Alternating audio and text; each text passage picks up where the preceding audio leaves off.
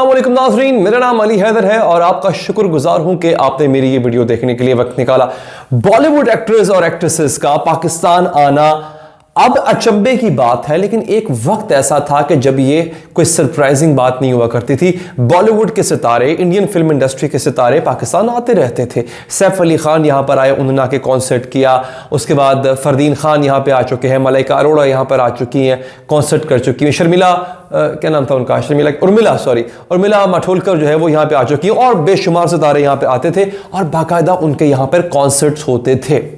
लेकिन क्या कभी आपने ये सुना है कि बॉलीवुड के, इंडियन फिल्म इंडस्ट्री के नामवर अदाकार और बिलखुसूस अदाकाराएं, एक्ट्रेसेस जो हैं वो पाकिस्तान में किसी के प्राइवेट फंक्शन में गई, उनकी शादी ब्याह पे जाकर डांस किया और उसी एक रात में वापस चली गई और किसी को कानों कान खबर नहीं हुई है? जी हां, ऐसा हुआ है, ऐसा होता आया है और ऐसा आज भी होता है।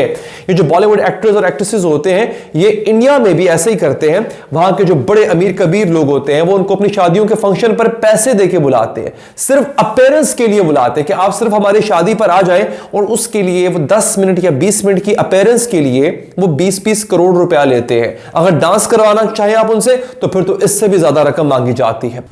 और ये बात जो मैं बताने जा रहा हूं आपको कि प्राइवेट फंक्शंस में तो ऐसा होता है, लोगों की जो प्राइवेट होती थी शादियां, वहां पे तो एक्टर्स और एक्ट्रेसेस आते हैं। लेकिन अब जो खबर आई है वो खबर देने वाले जो रावी हैं वो हैं डॉक्टर शाहिद मसूद साहब। डॉक्टर शाहिद मसूद साहब की जुबानी ये खबर बाहर निकलती है, बॉलीवुड की और इंडिया के कुछ न्यूज़पेपर्स हैं वो इसको रिपोर्ट करते हैं। asianet.com एक अखबार है उसने भी इसको रिपोर्ट किया है और इस खबर के मुताबिक जो कि शाहिद मसूद साहब ने दी है उसके मुताबिक ऐश्वर्या राय बच्चन 2008 में, तब वो सिर्फ ऐश्वर्या राय हुआ करती थी, बच्चन फैमिली से उनका ताल्लुक नहीं था।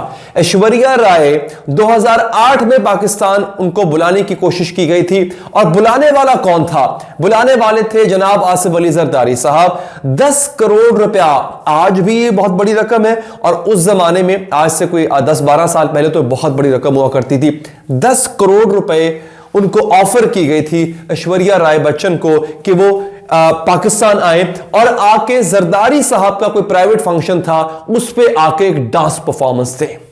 शाहिद साहब कहते हैं कि जरदारी साहब ऐश्वर्या राय के उस जमाने में बहुत बड़े फैन थे, बहुत बड़े। और ऐश्वर्या राय एक तो कमाल की एक्ट्रेस तो थी ही, she was the beauty queen once. 1994 में उन्होंने मिस वर्ल्ड का खिताब जीता था और उस जमाने में भी 2008-10 की बात है, इंडियन फिल्म इंडस्ट्री में ऐश्वर्या राय से ज्यादा खूबसूरत लड़की कोई नहीं थी, लिहाजा हर कोई उनका फैन था।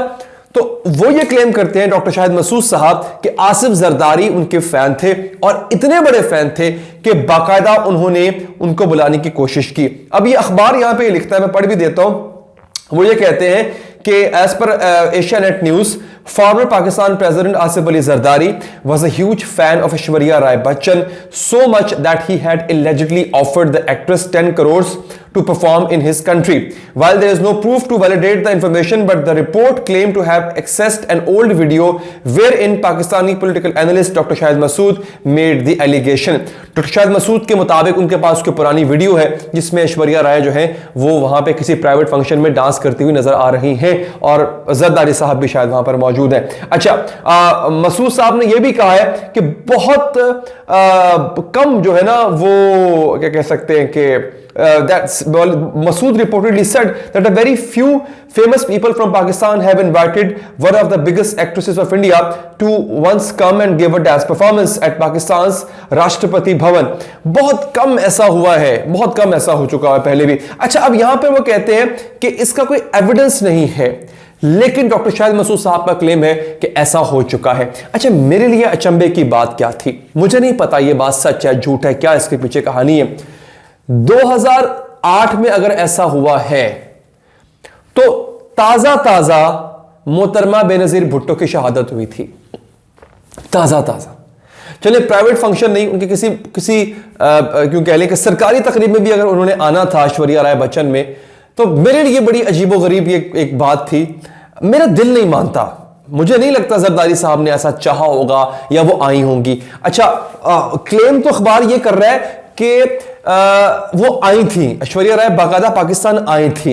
एक खबर यह है कि ऐश्वर्या राय ने इनकार कर दिया था क्योंकि यह खबर इंडियन मीडिया को लीक हो गई थी और इंडियन मीडिया ने इसका बड़ा बवाल मचाया था, क्योंकि उन्हीं दिनों में मुंबई अटैक्स भी हुए थे, आपको याद होगा 2008 में, और वही टाइम था जब मोहतरमा बेनजीर भुट्टो की शहादत थी, जख्म अभी ताजा था।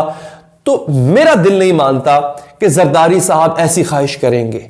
हाँ, फैन होना कुछ गलत नहीं है, अगर जरदारी साहब एक एक्ट्रेस के फैन हैं, हम भी फैन होते हैं, क्योंकि मेरी भी बड़ी फेवरेट एक्ट्रेसेस हैं, फैन होना गलत नहीं है। लेकिन जहां तक डॉक्टर शाहिद मसूद साहब बात कर रहे हैं या जो अखबार बात कर रहा है, मैं अगर आपको अपनी राय दूं पर्सनल, तो मेरा दिल नहीं मानता कि जरदारी साहब फैन भले होंगे मगर इस तरह की चीज या इस तरह की ऑफर वो नहीं करवाएंगे। उसकी दो वजूहात हैं, एक तो वो मुल्क के सदर उस टाइम भी थे, और दूसरा ये कि पार्टी के को चेयरमैन भी, और बीबी साहिबा की जो शहादत है वो बिल्कुल अभी ताज़ा ताज़ा थी, तो मेरा नहीं ख्याल वो किसी एक्ट्रेस का डांस देखने में इतने इंटरेस्टेड होंगे।